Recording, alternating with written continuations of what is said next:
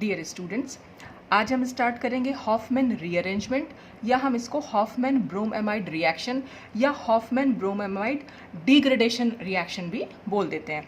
अब ये Hoffmann rearrangement होता क्या है? इसमें एक्चुअली क्या होता है, हम जो सबस्ट्रेट लेते हैं वो एमाइड होता है।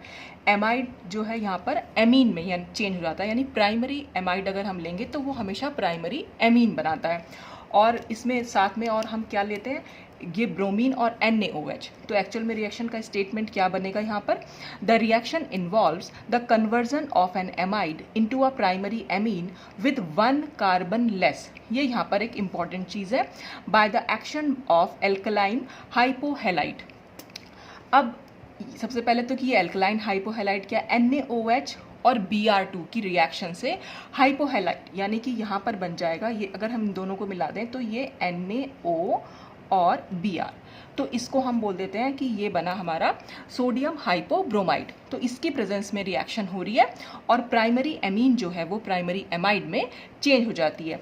और इसमें यहाँ चेंज होने में क्या हो रहा है, देखिए आप यहाँ पर अगर देखें तो इसमें एक कार्बन दिखाई दे रहा है, जबकि एमीन जो हमारी बन रही है उसमें कोई कार्बन नहीं है। तो हम ये कह सकते हैं कि जो भी हमने एमाइड लिया है वो जब एमीन में चेंज होगा तो हमेशा 1 कार्बन लेस हो जाएगा। जितने भी कार्बन, अगर यहाँ पर 2 कार्बन दिखाई देते तो यहाँ पर हम 1 कार्बन कम करके इसको दिखा देते। तो ये ओवरऑल इसमें रिएक्शन होती है। अब इसकी मैकेनिज्म में जाके देखेंगे कि रिएक्शन होती कैसे है। तो इसमें सबसे पहले हमने ये एमाइड लिया हुआ है, एमाइड में हमने डाल दिया NaOH। अब NaOH क्या है, NaOH है बेस, और बेस को क्या चाहिए होती है, एसिडिक हाइड्रोजन। ये तो मैं आपको कितनी बार बता चुकी हूँ। तो यहाँ पर जो एसिडिक हाइड्रोजन है वो नाइट्रोजन के साथ अटैच्ड है, दिख ही रही है ऑब्वियसली। ऑक्सीजन के साथ हो, नाइट्रोजन के साथ हो, वो हाइड्रोजन तो हमेशा एसिडिक होती है, क्योंकि नाइट्रोजन ज़्यादा इलेक्ट्रोनेगेटिव है इन कंपैरिजन टू हाइड्रोजन। तो इसलिए जो नाइट्रोजन और हाइड्रोजन के बीच का बॉन्ड है वो नाइट्रोजन की तरफ ज़्यादा शिफ्ट होता है, तो हाइड्रोजन जो है वो ईजिली निकल जाती है। और दूसरा रीज़न ये भी है कि जैसे ही यहाँ से एक H+ निकलेगा, इस नाइट्रोजन के ऊपर आएगा नेगेटिव चार्ज, और ये नेगेटिव चार्ज इस C+O के साथ डीलोकलाइजेशन में भी जा रहा है। तो इसलिए ये जो नेगेटिव चार्ज यहाँ पर आया वो स्टेबलाइज्ड भी है। तो जब अगर हम इसको यहाँ पर शिफ्ट करा दें तो हमारा इसका रेजोनेटिंग फॉर्म हम दिखा सकते हैं, यहाँ पर इस तरह से बन के आ जाएगी। अब ये जो एनायन है ये रिएक्ट करेगा ब्रोमीन पर, क्योंकि हमने रिएक्शन में ब्रोमीन भी ले रखी है, और यहाँ पर ब्रोमीन का जो होगा वो होता है हेट्रोलिटिक फिशन। हेट्रोलिटिक फिशन का क्या मतलब है कि जो इस बॉन्ड के इलेक्ट्रॉन हैं वो किसी एक ब्रोमीन एटम के पास दोनों इलेक्ट्रॉन चले जाएंगे, तो उस पर तो आ जाएगा नेगेटिव चार्ज और दूसरे ब्रोमीन पर आ जाएगा पॉजिटिव चार्ज। तो सपोज अगर मैंने इसको, यानी कि एक ब्रोमीन जो है, हम अगर मतलब ब्रोमीन एटम यानी कि जिस पर नेगेटिव चार्ज, अगर हम उसको रिलीज़ किया, सपोज़ कि इस पर पॉजिटिव चार्ज आ गया और इस पर नेगेटिव, तो अब रिएक्शन कैसे होगी कि ये ऑक्सीजन का चार्ज यहाँ पर वापस आया और नेगेटिव चार्ज ने इस ब्रोमीन के ऊपर अटैक कर दिया। या तो आप चाहे इसको ऐसे दिखा दीजिए, अगर आपको इस वाले आयन से दिखाना है तो ये नेगेटिव चार्ज का अटैक जो है हम इस ब्रोमीन एटम पर, जिस पर कि पॉजिटिव चार्ज आया, यानी कि जो इलेक्ट्रोफाइल बना है, इसमें क्या होगा, एक इलेक्ट्रोफाइल बनेगा, दूसरा न्यूक्लियोफाइल बनेगा। तो जो इलेक्ट्रोफाइल बनेगा उस पर इसका अटैक हो जाएगा, तो हमारे पास ये स्पीशीज़ यहाँ पर निकल के आ जाती है। अब इस पर फिर से हम यहाँ पर NaOH का अटैक करा रहे हैं, NaOH, क्योंकि अभी हमारे पास यहाँ पर एक और हाइड्रोजन है। अच्छा, यहाँ पर एक चीज़ और थी, जो भी हमारा यहाँ से हाइड्रोजन निकला यानी H+ और ये OH- दोनों मिलकर वाटर बनाते हैं, तो वाटर जो है यहाँ पर निकल जाता है। और यहाँ से जो Br- निकलेगा और ये जो Na+ था वो एक NaBr यहाँ पर बनाकर निकल जाता है। तो एक NaBr तो हमारा यहाँ बन गया और एक वाटर का मॉलिक्यूल आ गया। अभी हमारा एक NaBr और एक वाटर का मॉलिक्यूल और बचा हुआ है कि कैसे वो बन रहा है।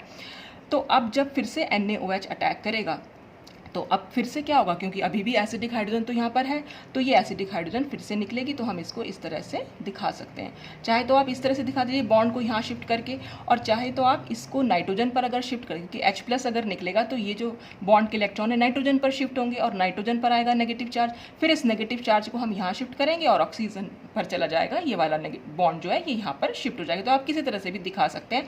तो यहाँ पर भी एक H2O मॉलिक्यूल, क्योंकि ये OH है और ये H है, फिर से मिलके तो 2 वाटर के मॉलिक्यूल हमारे रिलीज हो जाएंगे। अब जो स्पीशीज़ आई वो हमारी ये वाली आई। अब क्या होगा, यहाँ पर ये बॉन्ड जो है यहाँ पर शिफ्ट करेगा, ये वाला बॉन्ड नाइट्रोजन पर जाएगा और ब्रोमीन जो है यहाँ से निकल जाएगी। यानी ये जो ब्रोमीन क्या करेगा, मतलब अपने ये जो इलेक्ट्रॉन्स लेके यानी ब्रोमाइड आयन की फॉर्म में यहाँ से निकल जाएगा। तो ये जो ब्रोमाइड आयन यानी यहाँ पर निकलेगा तो इसमें ये Na+ और ये Br- आपस में रिएक्ट करके फिर से एक NaBr बना लेंगे। तो यानी हमारे 2 NaBr यहाँ पर निकल चुके हैं और दोनों वाटर के मॉलिक्यूल भी हमारे निकल चुके हैं। ठीक, अब इसके बाद क्या होगा, देखिए जब ये ब्रोमाइड आयन के रूप में यहाँ निकलेगा और इस नाइट्रोजन पर जाएंगे ये इलेक्ट्रॉन्स, तो हमारी जो ये एक इंटरमीडिएट बनता है ये बनता है नाइट्रीन। हमारे पास ये जो हॉफमैन रीअरेंजमेंट है, हॉफमैन है, फिर शिमिड है, फिर कर्टियस है और लूजन, ये 4 जो रीअरेंजमेंट है इन सब में हमारा जो इंटरमीडिएट बनता है वो नाइट्रीन बनता है। अच्छा, अब ये बाकी तो हम आगे डिस्कस करेंगे कि बाकी के रीअरेंजमेंट, लेकिन आज हॉफमैन रीअरेंजमेंट में हम देख रहे हैं। तो ये नाइट्रीन जो हमारा वो बन के आया इंटरमीडिएट, इस नाइट्रीन में जो ये नाइट्रोजन एटम आप देख रहे हैं, इस नाइट्रोजन एटम के अगर हम इलेक्ट्रॉन काउंट करें तो ये 1 2 3 4, ये 5 और ये 6, तो खाली यहाँ पर 6 इलेक्ट्रॉन्स हैं। यानी नाइट्रोजन का ऑक्टेट जो है वो कंप्लीट नहीं है, तो हमें इसका ऑक्टेट कंप्लीट करना पड़ेगा। और इस ऑक्टेट को कंप्लीट करने के लिए ये जो यहाँ एल्काइल ग्रुप दिखाई दे रहा है, ये एल्काइल ग्रुप जो है माइग्रेट करेगा इस नाइट्रोजन पर। क्यों माइग्रेट कर रहा है? माइग्रेट ये इसीलिए कर रहा है क्योंकि नाइट्रोजन के जो 6 इलेक्ट्रॉन्स हैं ये कंप्लीट करेगा, यानी R जो है नेगेटिव इस अपने बॉन्ड के साथ आएगा, यानी एनायन की फॉर्म में आएगा। ये माइग्रेशन मैंने आपको पहले भी पिनाकोलोन रीअरेंजमेंट में समझाया था कि माइग्रेशन होता है क्योंकि जो भी हमारी स्पीशीज़ है ये इसका ड्राइविंग फोर्स भी होता है इस रीअरेंजमेंट का। यहाँ पर जो यहाँ से यहाँ हुआ है कि R जो है अपने बॉन्ड के साथ इस नाइट्रोजन पर शिफ्ट करेगा। क्यों? क्योंकि यहाँ पर है 6 इलेक्ट्रॉन और इसको चाहिए अभी 8 इलेक्ट्रॉन, सभी को अपना ऑक्टेट कंप्लीट करना होता है। तो अगर हम इस R को यहाँ माइग्रेट करा देंगे, तो जब यहाँ माइग्रेट कराएंगे ये तो R के साथ तो N जुड़ जाएगा, तो हमने R के साथ N जोड़ के दिखा दिया। अब जब ये यहाँ पर शिफ्ट करेगा तो इस कार्बन पर आएगा पॉजिटिव चार्ज, तो इस कार्बन के पॉजिटिव चार्ज को दूर करने के लिए ये नाइट्रोजन के इलेक्ट्रॉन जो है यहाँ पर शिफ्ट कर जाएंगे। तो अब क्या होगा, नाइट्रोजन और कार्बन के बीच में एक डबल बॉन्ड आएगा, तो नाइट्रोजन और कार्बन के बीच में डबल बॉन्ड दिखा दिया और कार्बन से डबल बॉन्ड ऑक्सीजन जो है वो जुड़ गई। तो ये जो हमारा स्पीशीज़ बनी इसको हम कहते हैं एल्काइल आइसोसाइनेट। तो यहाँ पर एल्काइल आइसोसाइनेट फॉर्म होता है। और वो क्यों फॉर्म हुआ है? क्योंकि नाइट्रीन के पास यहाँ 6 इलेक्ट्रॉन, नाइट्रीन था जो उसमें नाइट्रोजन पर 6 इलेक्ट्रॉन थे। अगर हम यहाँ पर काउंट करें तो अगर आप यहाँ पर देखेंगे नाइट्रोजन के 3 बॉन्ड पूरे हैं, तो यानी कि 6 हैं, 6 इलेक्ट्रॉन्स तो हो गए और एक इस पर लोन पेयर है। तो यहाँ पर हम दिखा सकते हैं इस तरह से नाइट्रोजन का ऑक्टेट, और बाकी सारे का तो ऑक्टेट कंप्लीट है ही, तो सारे जो एटम्स हैं उनका ऑक्टेट यहाँ पर कंप्लीट हो गया। तो ये ड्राइविंग फोर्स था यहाँ से यहाँ माइग्रेशन का कि R क्यों यहाँ पर माइग्रेट हुआ है। अब क्या होगा, अब यहाँ पर ये कार्बन और ऑक्सीजन के बीच में जो है ऑक्सीजन ज़्यादा इलेक्ट्रोनेगेटिव है, तो ये बॉन्ड जो है यहाँ शिफ्ट कराएंगे तो कार्बन पर होगा पॉजिटिव चार्ज। तो जब कार्बन पर पॉजिटिव चार्ज आएगा और यहाँ पर ऑक्सीजन के पास इलेक्ट्रॉन है, तो वाटर यहाँ पर जो हम यूज़ कर रहे हैं, देखिए 2 मोल्स हमारे वाटर यहाँ पर निकल चुके थे, उसमें से हमने 1 मोल को यहाँ यूज़ कर लिया। तो ये जो ऑक्सीजन के इलेक्ट्रॉन हैं ये जो है इस वाले कार्बन पर अटैक करेंगे, यानी कि न्यूक्लियोफिलिक एडिशन होता है यहाँ वाटर का। अब क्या हो जाएगा, तो ऑक्सीजन पर तो नेगेटिव चार्ज हमने यहाँ शो कर दिया है और इस कार्बन से हमने न्यूक्लियोफिलिक एडिशन दिखा दिया वाटर का। तो क्योंकि ऑक्सीजन ने अपने इलेक्ट्रॉन्स कार्बन को दिए हैं इसलिए ऑक्सीजन पर आएगा पॉजिटिव चार्ज, और ऑक्सीजन के पॉजिटिव चार्ज को दूर करने के लिए जो O और H के बीच का बॉन्ड है वो यहाँ से एक H जो है यानी कि निकल जाएगा। हम यहाँ पर ये दिखा रहे हैं कि एक H जो है वो निकल जाएगा H+ की फॉर्म में। तो जब वो H+ की फॉर्म में निकल जाएगा तो यहाँ पर स्पीशीज़ हमारी क्या बन के आएगी, यहाँ पर जो हमारी स्पीशीज़, तो ऑक्सीजन का पॉजिटिव चार्ज यहाँ पर ख़त्म होगा और स्पीशीज़ हमारी क्या बनेगी, ये R, ये NH। H क्यों हुआ है ये, क्योंकि जो ये H+ यहाँ से निकला, एक्चुअल में होगा क्या, ये बॉन्ड यहाँ शिफ्ट करेगा और ये बॉन्ड हमारा यहाँ शिफ्ट करेगा और यहाँ से जो एक H है वो निकल जाएगा, यानी H+ की फॉर्म में निकलेगा। तो जब H+ की फॉर्म में निकलेगा तो वो नाइट्रोजन के ऊपर जो नेगेटिव चार्ज है उस पर जाकर वो जुड़ जाएगा। तो नाइट्रोजन के साथ यहाँ H दिखा दिया और C तो डबल बॉन्ड O है ही, और यहाँ से हमारा एक H निकल चुका है तो खाली OH बचेगा और ऑक्सीजन का पॉजिटिव चार्ज भी यहाँ पर ख़त्म हो गया क्योंकि H जो निकला है वो H+ की फॉर्म में निकला है। तो इस तरह से हमारे पास ये स्पीशीज़ यहाँ बन के आती है। अब इसमें से हमें यहाँ पर क्या होगा, CO2 यहाँ पर रिलीज हो जाएगी। वो कैसे रिलीज होगी, तो इसमें हम दिखा सकते हैं ये बॉन्ड यहाँ शिफ्ट करेगा और ये बॉन्ड यहाँ शिफ्ट करेगा, तो यानी O और H के बीच का बॉन्ड यहाँ पर ब्रेक हो रहा है, टूट रहा है, और C और O के बीच में 2 बॉन्ड्स आ रहे हैं और ये वाला बॉन्ड भी यहाँ टूट रहा है, तो यानी कि ये जो CO2 है वो रिलीज हो जाएगी। ये काफ़ी अनस्टेबल कंपाउंड बनता है, तो यहाँ पर CO2 जो है वो रिलीज हो जाती है, तो यहाँ पर H+ की फॉर्म में निकलेगा, और जब H+ की फॉर्म में निकलेगा और ये बॉन्ड क्योंकि नाइट्रोजन पर शिफ्ट हुआ है तो नाइट्रोजन पर आएगा नेगेटिव चार्ज, तो ये नेगेटिव चार्ज और ये पॉजिटिव चार्ज दोनों मिल जाएंगे आपस में, तो RNH जो है वो RNH2 यानी हमारी जो एमीन है वो यहाँ पर तैयार हो जाएगी। अब जो ये CO2 है, अब हमने यहाँ पर अगर आप देखें, हमने यहाँ पर 4 NaOH लिए थे, जिसमें से हमने 2 NaOH यहाँ पर यूज़ कर लिए। अब बचे बाकी के 2 NaOH, तो जो बाकी के दोनों NaOH हैं वो इस जो CO2 रिलीज होगी उससे यहाँ पर रिएक्ट करेंगे और हमारा कंपाउंड बनेगा वो सोडियम कार्बोनेट और H2O, यानी कि हमारा जो एक H2O हमने यहाँ यूज़ किया था वो वापस हमें मिल गया, यानी कि कुल मिलाकर हमारे 2 मोल्स ऑफ H2O निकले, 2 मोल्स ऑफ NaBr निकले, एक Na2CO3 और हमारा जो कंपाउंड बना वो RNH2 यानी एमीन में चेंज हो गया। और आप यहाँ पर देख रहे हैं कार्बन जो है हमारा एक लेस हो गया, तो कार्बन यहाँ पर लेस क्यों होता है, क्योंकि यहाँ पर CO2 जो है वो रिलीज हो जाती है, कार्बन जो है वो CO2 के फॉर्म में, मतलब समझ लीजिए कि निकल गया है यहाँ पर, इसलिए ये 1 कार्बन लेस बनता है।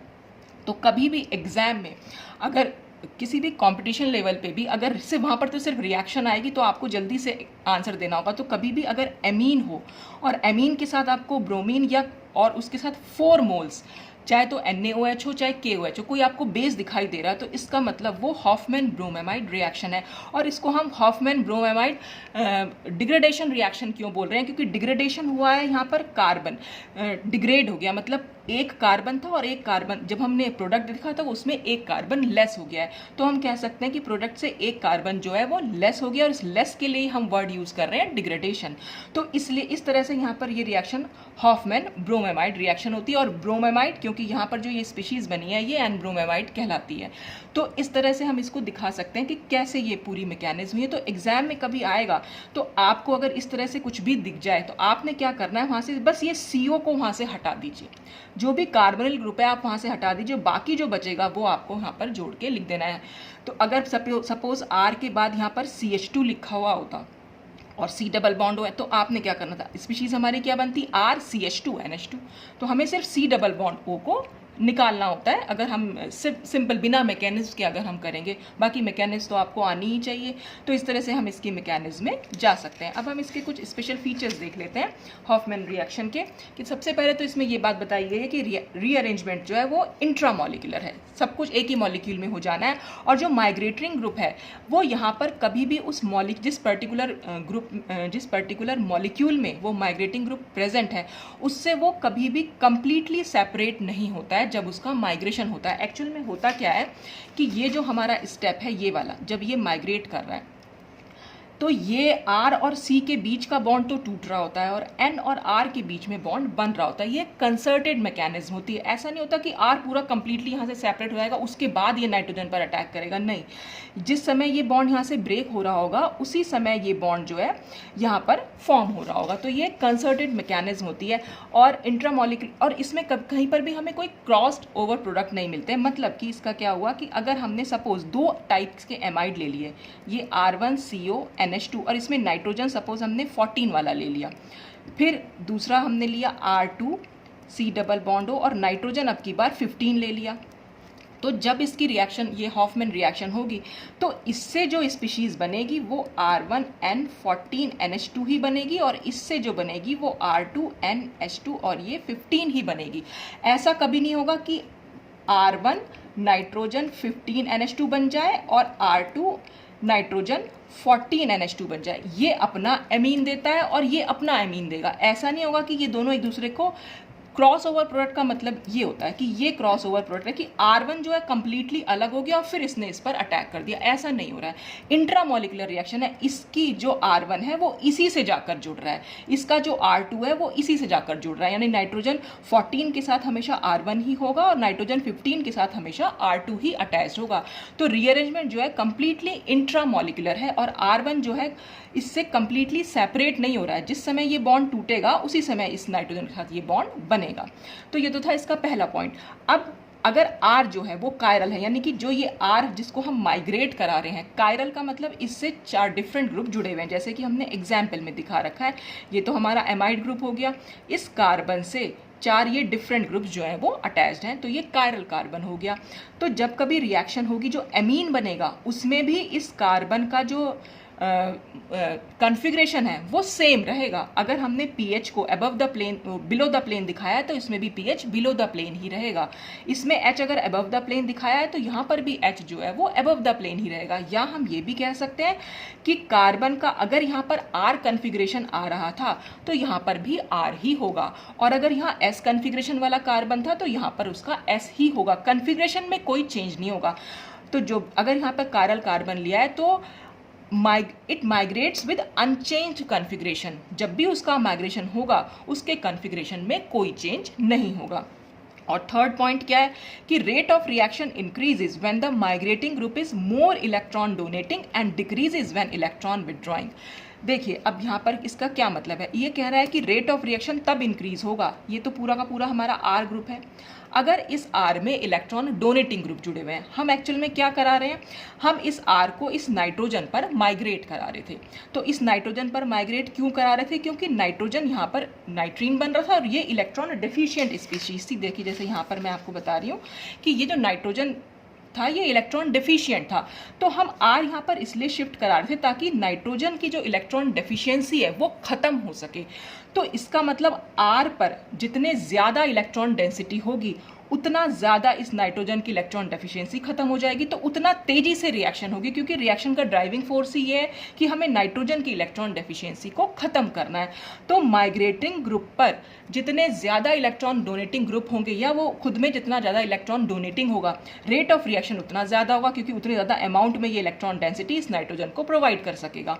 और अगर इलेक्ट्रॉन विदड्रॉइंग ग्रुप हुए तो उतना वो फिर तो ये कुछ ज़्यादा हेल्प नहीं कर पाएगा इसकी, तो इसलिए रेट यहाँ पर डिक्रीज करेगा। तो जैसे यहाँ पर हमने दिखा रखा है कि अगर ये आर यहाँ पर माइग्रेट किया तो माइग्रेट करेगा क्योंकि MEO है ये ग्रुप क्या ऑक्सीजन पर, तो हमारे पास इलेक्ट्रॉन्स होते हैं, ये इलेक्ट्रॉन्स यहाँ पर शिफ्ट करेंगे, फिर ये रिंग में जाएंगे और उसके बाद हम दिखा सकते हैं, मतलब ये जो पूरा ग्रुप है ये यहाँ पर शिफ्ट कर रहा है, तो क्योंकि इलेक्ट्रॉन जो इसके पास डोनेटिंग पावर है वो बहुत ज़्यादा है। ये MEO हमारा होता है इलेक्ट्रॉन डोनेटिंग ग्रुप, तो इस पर इलेक्ट्रॉन डेंसिटी जो है वो इस नाइट्रोजन को ज़्यादा प्रोवाइड करा सकेगा। और यहाँ पर हमने इस R के साथ देखा ये फ्लोरीन, फ्लोरीन क्या होता है, वो तो इलेक्ट्रोनेगेटिव है, इसलिए वो होता है इलेक्ट्रॉन विदड्रॉइंग ग्रुप।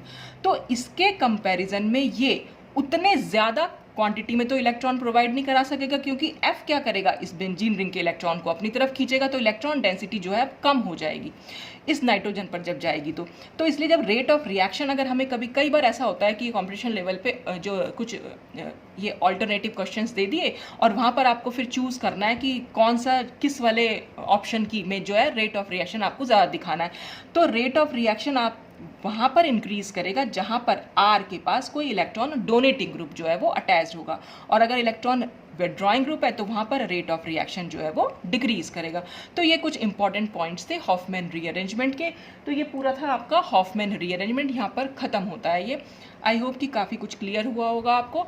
अब हम नेक्स्ट वीडियो में शिमिड रिएक्शन देखेंगे। शिमिड रिएक्शन भी कुछ उसमें भी वहाँ पर जो हम ये बनाएंगे इंटरमीडिएट जो बनाएंगे वहाँ पर भी नाइट्रीन बनता है। तो ये 4 टाइप की रिएक्शन होती है, लगभग एक जैसी ही होती है, मतलब एक जैसी तो नहीं कह सकते सबस्ट्रेट क्योंकि इसमें चेंज हो जाता है, पर जो है इंटरमीडिएट के कंसर्न में अगर हम देखें तो कि इंटरमीडिएट सब में सेम बनता है, नाइट्रीन बनता है। तो वो हम धीरे धीरे करके सारी रिएक्शंस को देखेंगे। तो नेक्स्ट वीडियो में हम शिमिड रिएक्शन देखेंगे। आज की वीडियो के लिए बस इतना ही। Thanks for watching.